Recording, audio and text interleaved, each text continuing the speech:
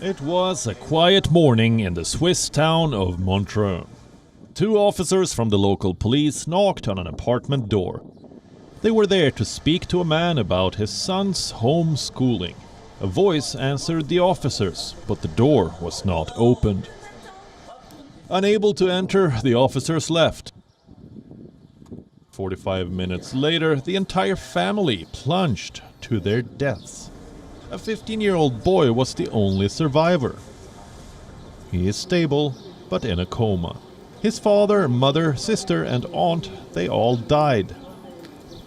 The cops investigating the case were initially puzzled.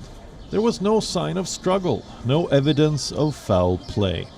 The only logical explanation, the police say, is collective suicide. At no time when the events took place did the neighbors nor the police officers who were still in the building, and even less the passers-by who were in the street, at the moment when the people fell, hear the slightest cry. There is no trace of a struggle, so we have a situation which makes us favor the possibility of collective suicide. On first impressions, they seem like any other family. The father, Eric David, grew up in a wealthy part of Marseille. He attended one of the most prestigious schools in France.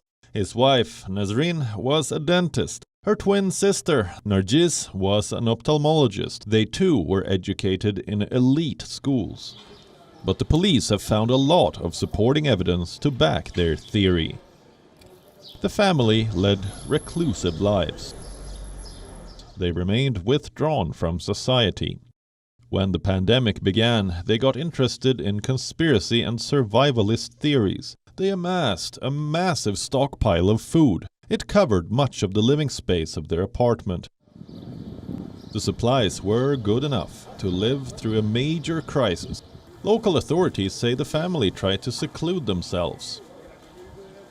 The investigations show that this was a family that lived almost in autarky with very few social contacts. Only the twin sister of the mother worked outside. For the others, there was no outside activity. What happened to this family? Why did they decide on mass suicide? Only the lone survivor can explain. What happened in this apartment?